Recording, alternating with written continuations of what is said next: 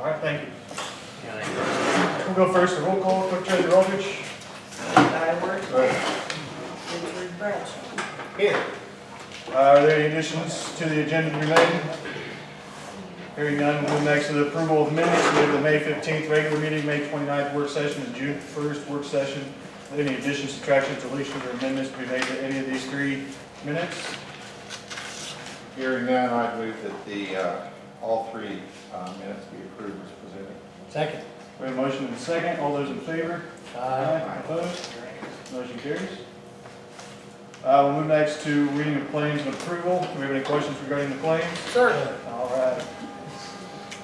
Leanne, on page 10, there's a claim for $5,000 from Delphi Properties. Is that not something that was done under Stellar or how? Under your Main Street facade, It's under Main Street. Okay. totally separate. You carry that in your edit fund. But that's not edit, it's something different. What is it? Edit. It's an appropriation line in the edit, and it comes out of the edit budget. I think we budget 15,000. Okay. Last year we encumbered 5,000 and brought it forward for a project that couldn't be done. I think we budget 15,000 for it, but we match up to $5,000 to an individual that needs to So improve. this was a match to Delphi Properties LLC. That is correct. That's it. Any questions, Mr. Donovan? I move that the minutes be approved as presented and certified. Claims. Excuse me, I'm reading something. Okay, pardon me, claims I think are. Do we have a second? Second. We have a motion and a second to approve the claims in the amount of $490,663.51. All those in favor? Aye. Opposed? Motion carries. We'll move next to public hearing. We'll open our public hearing. The purpose of this public hearing is to review an order sent to the property owner of 100 Tally Ho Court. It's an order for demolition removal of an unsafe building. Is there anybody here representing the property owner? All right, hearing none. I presented Board of Public Works and Safety with 2 photos. These were the only 2 photos I was willing to take because I wasn't going to step further into the house. If you'll notice, the hot water heater is sunk into the ground. The washing machine or dryer has sunk into the ground. I know we've had calls of people hanging out in that building, probably not in 2017, but maybe last year or in the past. The building's been abandoned for approximately 8 to 10 years. This order was published in the Carroll County Comet. It was sent to her last known property address as well as the physical address of the house, as well as a copy was posted at the property. This gives her until July 7th for a substantial, or to demolish the property with substantial beginning made by June 7th.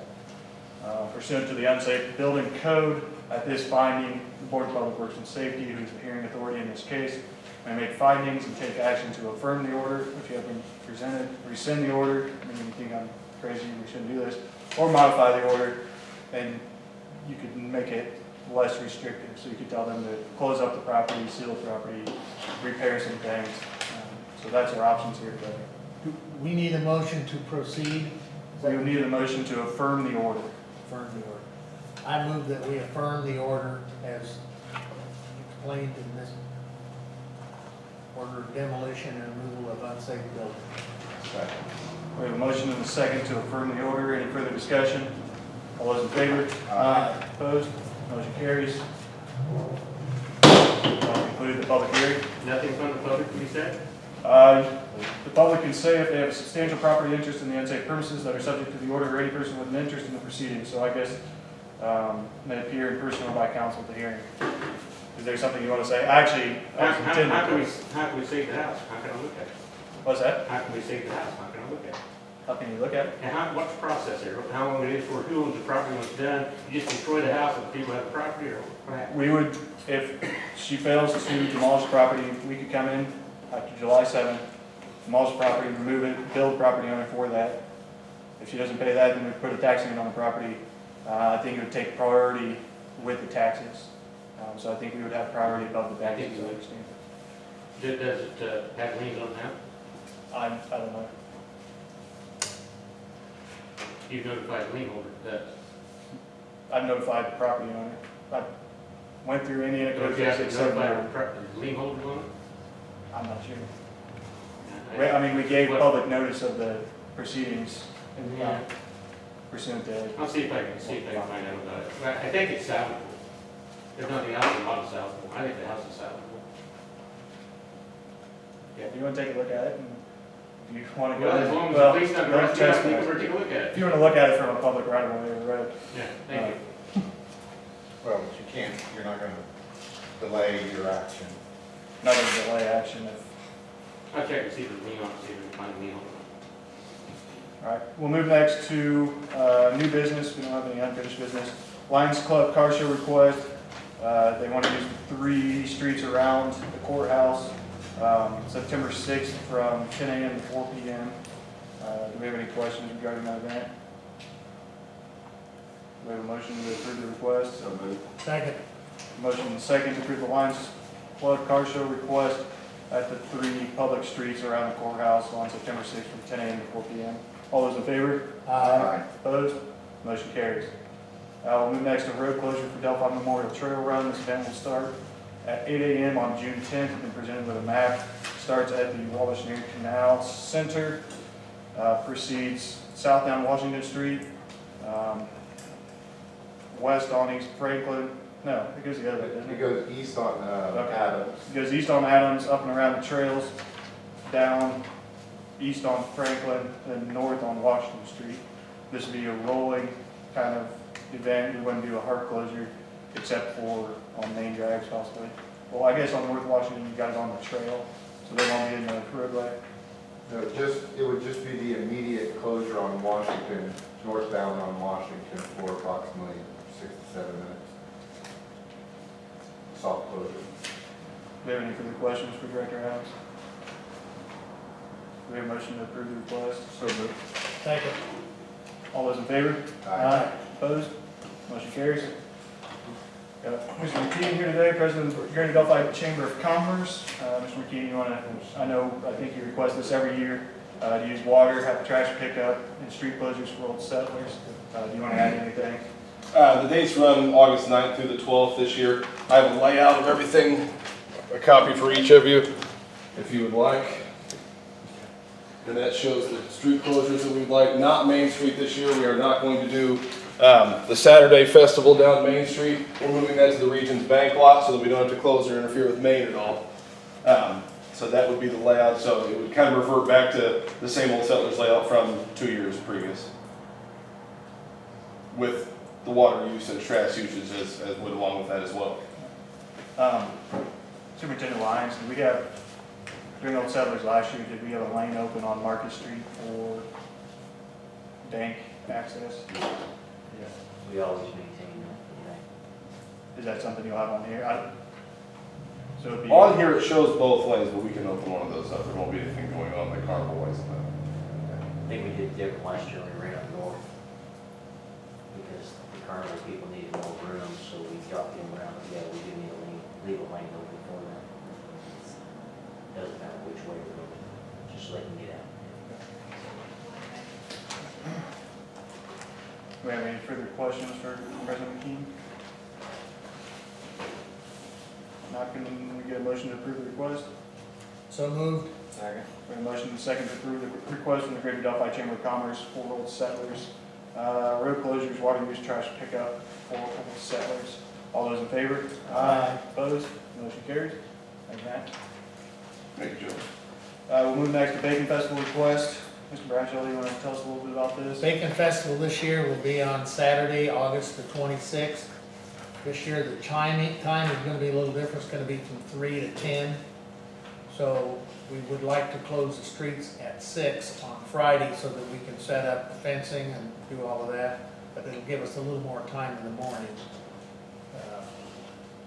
We want to use Main Street from Union to Washington, Washington from Main Street to Franklin, and Franklin from Washington to Market, and perhaps, depending on whether we get a sanctioned cook-off, which is a big deal, we might use Market Street, but we won't know that maybe for a while.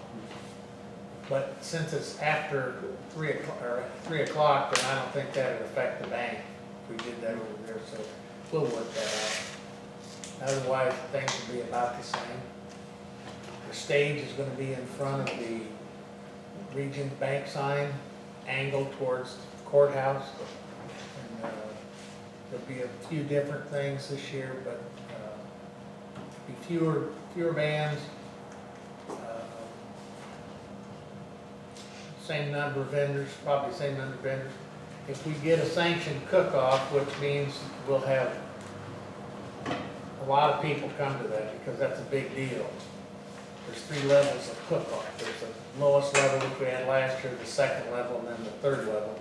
The second level does count towards points for the international competition in Lynchburg, Virginia. And if that works well, we might try to have a top level next year, which would be a big deal. But we'll see how it goes this year. All right. We need to have the streets closed at 6 on Friday the 25th, and they'll be able to be opened up by about 11 o'clock on Saturday the 26th. I move that the Bacon Festival request be approved as presented. I will second. Do we have any further discussion? We have a motion and a second to approve the Bacon Festival request. All those in favor? Aye. Opposed? Motion carries. I'm going to skip over placement of the bench by the interim trail. I'm supposed to get a diagram and a picture of what the bench is going to look like. So we'll move on to Samuel Milroy supplement. We've got a representative from T-Bird here today.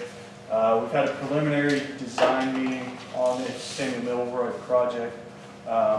We were looking at it. I think the preliminary design showed a trench drain or some sort of trench drain across Dodge Street where it meets Samuel Milroy Road.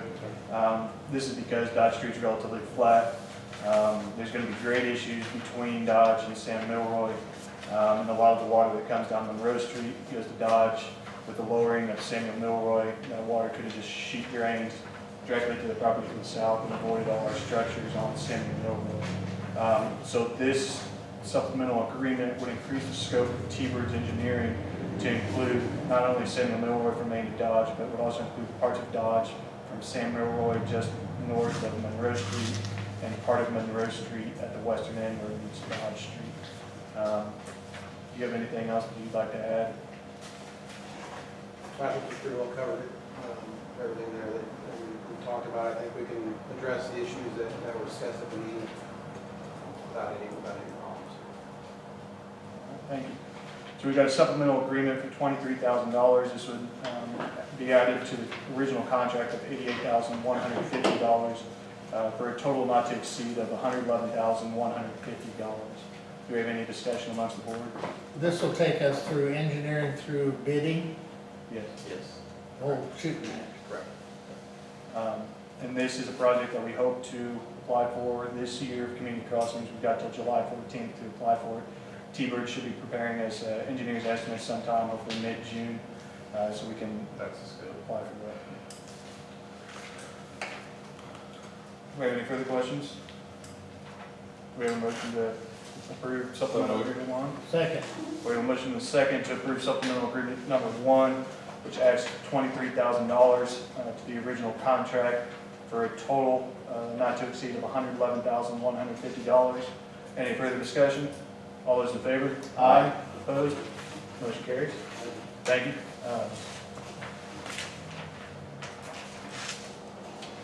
Do you want this? Do you want to copy this now, or you want to go over it? All right. Thank you. We'll move next to, we've got Mr. Mike Smith here from Public Fairman Cypher. The first item is a phosphorus evaluation. So they have a proposal to do a study of phosphorus, not to exceed $14,300 based on the rate schedule attached. The scope of this work is highlighted in this agreement. This work is required by our NPDES or NDPES, one of two. Said it right first. All right. I can't remember what NPDES permit. I believe IDEM has added phosphorus to the list of things that they're looking at, or at least they're changing the concentrations allowed to be discharged through the effluent. Do we have any questions for Mr. Smith? Mike, is there anything you'd like to chime in? No, I think the scope is outlined right there, and according to your permit, there's a certain timeline that you have to meet, certain requirements, and that's part of it. It's listed that in the schedule. If you look at that second page there, when certain things, the permit has to be applied for, and the construction has to start. So there is a schedule for that. I move we approve the proposal from BS&S for the phosphorus removal. A question. Yes, sir. What do we get when we're done? What are you gonna hand us?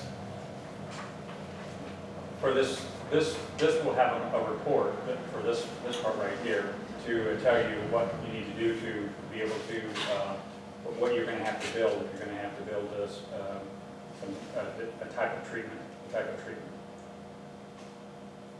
As I understand it, this is basically to clarify whether, or to determine whether that their phosphorus levels in water is within the parameters that IDAM set forth, and if not, then what the proposed remediation to that would be. Doesn't mean we have a problem, just means that we have a mitigation plan filed with the state in the event that something should occur. Is that correct? Correct. Dick Van Sickle, you got any words of wisdom about this? Or? Words of wisdom, no. They make everybody have one below. So right now we're between 1 and 2. I'm not exactly sure what we're looking at here. Probably some kind of chemical addition. Where to put it, that's, I don't know if that's. We don't know we have a problem. Well, we don't have a problem, Dick. Every new permit with an NPDES permit is going to be, well, certain size permits are going to be under the gun to get phosphorus under 1 part per million. So it just so happens we got our new permit a year and a half ago, and there are timelines in there. We've already hit the first timeline. The next one is within 9 months or something after the first timeline, I believe. October. Yeah. So we'll have this by the end of the year. This- We'll apply for a construction permit by the end of the year. We'll know what you need to do. Right.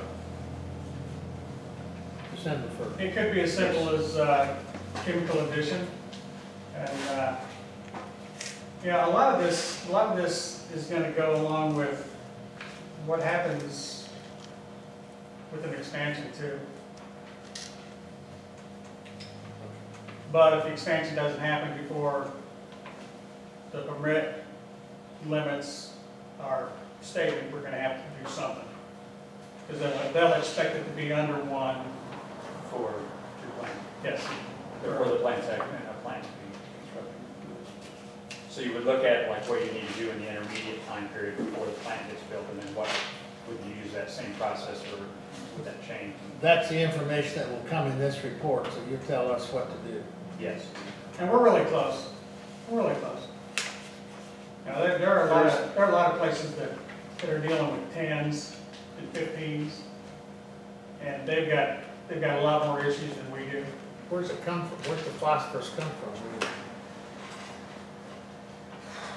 How do you get phosphorus in your water? Yeah. We don't have any, how come somebody else It's does?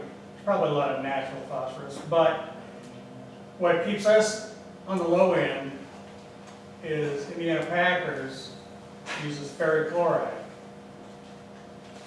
for their treatment, precipitate their blood. And ferric chloride is one of the chemicals to lower phosphorus. So we've already kind of got it working in there, but to just say, well, and we've had this discussion with Mike Turchie when he was here, just to say, well, let's just add more ferric chloride. Well, ferric chloride is really toxic, pretty dangerous. So So the level could be different for the city and for IPC because IPC is treating it. Is that basically true? Will you check both of them, or will you check the whole thing? For what they're using for treatment has an effect on the phosphorus coming into the plant. Basically, that's what I'm trying to say. But will you check the city part and Packers part to find out if there's a difference between the two, or do you just? Now, we're only concerned with Delphi's leaving the plant. That's all that IDM is concerned with. They don't care if Indiana Packers, whatever they're doing, they have their own permit. So if they have to deal with the phosphorus issue, that'll be on them. Okay. I second that. All right. motion, Sam. We have a motion and a second to approve the proposal from BFNS for phosphorus for evaluation not to exceed $14,300. Any further discussion? All those in favor? Aye. Opposed? Motion carries. We'll move next to change order 3 in the levy project. This is a change order of $17,825. It is for 1,100 feet of 4-inch PVC conduit. 11,000 of that will be direct buried. 1,000 feet will be bored, I believe, to cross under Monroe Street. This is something that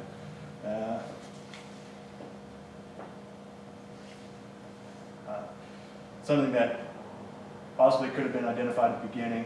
I know that BFNS's records indicate that you made contact with Duke in November of 2016 because you've had turnover there at the office. You're not sure when the initial contact was made with Duke.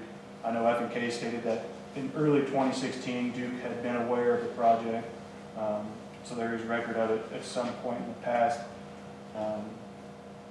Our big concern would be that if it was included in that original project in 2012 when it was designed, that Okra could have possibly funded this 1,100 feet of conduit from a different location. That being said, I think BFNS has done a good job of identifying electric needs on well 3 and other projects as we move forward since we've identified this issue. And I mean, it's something that F&K needs to get done so they can have power to the site. The funding for this, we had a negative change order 1, and about, what was it, 134 roughly. So this would just be added to that deduction of $134,000. Do we have any questions regarding change order number 3? Will Okra still put any or pay any of this, or are we, since we passed the deadline with what they want? Now, Okra's still going to pay whatever they originally said they were going to pay, and then said again, and maybe a third time that they were going to pay. It's somewhere around $1.2 million, I believe, with the city's share coming in $450,000, at least after the contract was let. Since that time, we had that negative change over roughly $134,000, and then we had a change order for a time extension, and then these 2 change orders today. So what's our net out of that 400,000? Well, that's what's concerned me a little bit, because we had a supplemental agreement, supplemental number 2, which added $43,540. Mike brought that to us, and that was on the floodgates, and that was because of old increases to invoice costs and stuff. So you can't tell me I'm looking at a 134 decrease, because in the meantime, we added on this $43,540.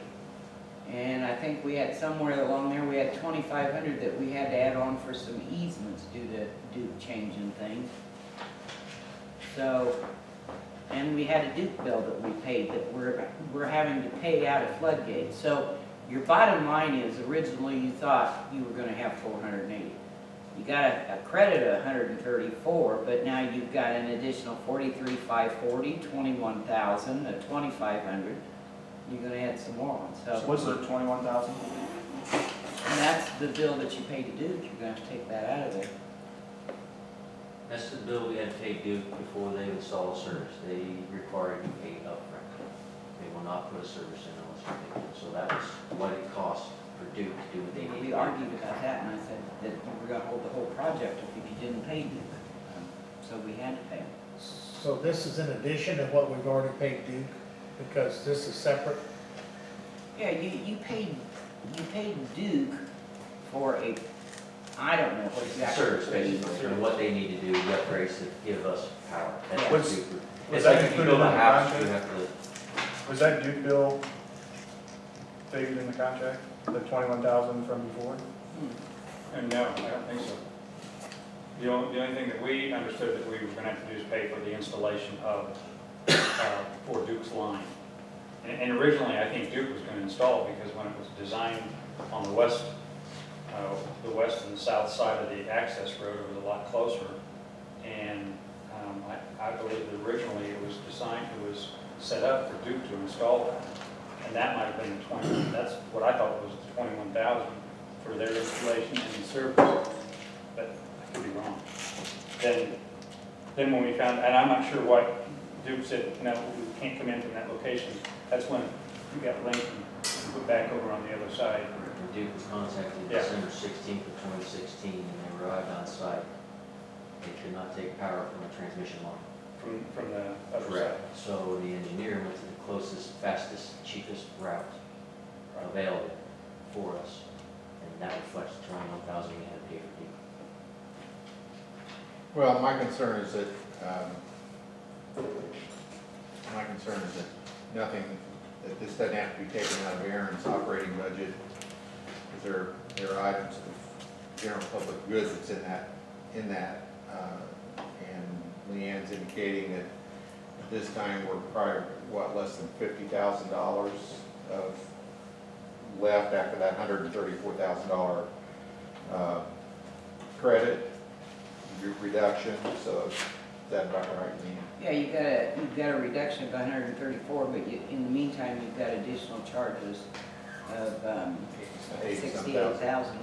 So this looks like it wouldn't have to come out of Aaron's line item, his actual operating budget for the street department. Okay, Is that right? yeah, except, how do I do this? Sometimes I know what I want to say. It's a grant, and we knew with the grant, we had X amount of dollars we were going to have to participate. So the council, when this whole project first started, it was anticipated around 120, but you're talking about several years later before we actually really started proceeding. And then Butler Fairman came to us, Mike came to us at that time, and because of the long extension of time and what had already been involved, the city's participation then was estimated to be $450,000 to $480,000.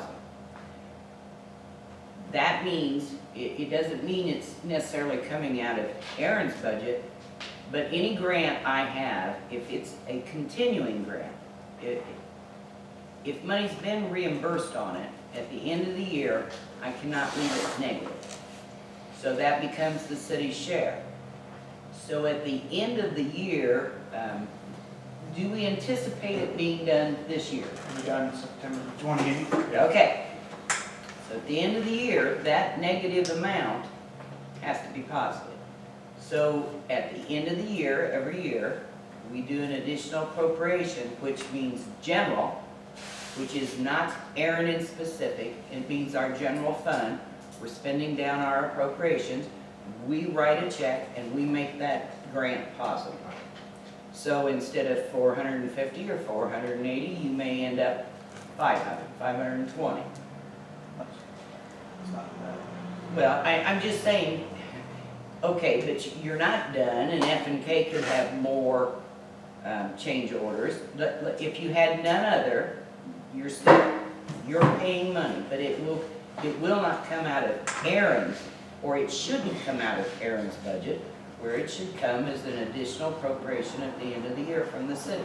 The city made a commitment to do this grant, and the city said, General has X amount of dollars and can fund this grant. So the additional appropriation should come from the general fund. So the money's not sitting out there in a pool, it's just the city has affirmed, and that's, where's that money? Well, that money is in excess funds that lays in Okay. your general So- account. Then you have $1 million in an investment account. Right, okay, so, So, it is surplus funds Right. that you have. DLGF refers to that as spending down your appropriations. You have it, it wasn't a part of your budget, but it's totally legal. It's a commitment you entered into, and it's an expense, so therefore it becomes an additional appropriation at the end of the year. But the money that Aaron has budgeted for his 2017 operating is not affected by this. No. This doesn't take it out of that. No, But it's gonna come out of that should come out of that pool. general sitting- surplus, sitting yes, up there. But that pool is dwindling. So you yes. don't have too many more change orders. Every time you For you. sign a supplemental contract, every time you sign a change order, every time you make that difference, you make a difference to that excess fund. But in this particular case, with power, Yes. it's not really an option No. to do. Do we have any further discussion on change order 3, $17,825? Shane, Yes. might just, I don't know if it's on our end or F and K's end, but I know in the progress meeting, they got change order number 3 listed as the Duke change order. On F and K's, they got change order number 3 as the winterization work. So whose end it's on, but Winterization shouldn't even be a change order at this point. I think it's still being reviewed by BFNS. okay, so it's more likely on F and K's. But this should be change order 3. 1 was the negative, 2 was the time. We have any further discussion? We have a motion to approve change order number 3. So moved. Second. We have a motion and a second to approve change order number 3 on the levy project for $17,825. Any further discussion? All those in favor? Aye. Opposed? Motion carries. Move next to change order 4. The change orders on the levy project at a price of $1,800. What this does is adds an additional hatch above the air release valve, so that if something goes wrong with the air release valve, superintendent Lyons or the street department can easily access that air release valve. This is something that both Aaron and I signed off on. So moved. Second. Aaron, you look, I thought we'd already approved that quite some time ago. I think we had verbally, but I don't think we've been. Yeah, I don't think this is the If we didn't first do time that it's last come year. up formally. No. We have a motion and a second to approve change order number 4 in the amount of $1,800. Any further discussion? All those in favor? Aye. Opposed? Motion carries. We'll move next to utility, or I guess.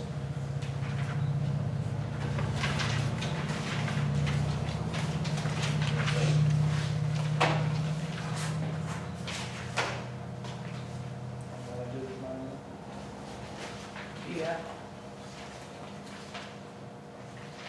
What are the next two things we're talking about? For the agenda, we're all water main design. Utility valuation. The utility evaluation. So you guys should have a copy of it. I don't- You have a copy? Okay. I got a copy. Yeah, could we see you guys a second? This is one with, Right, I can't change it on.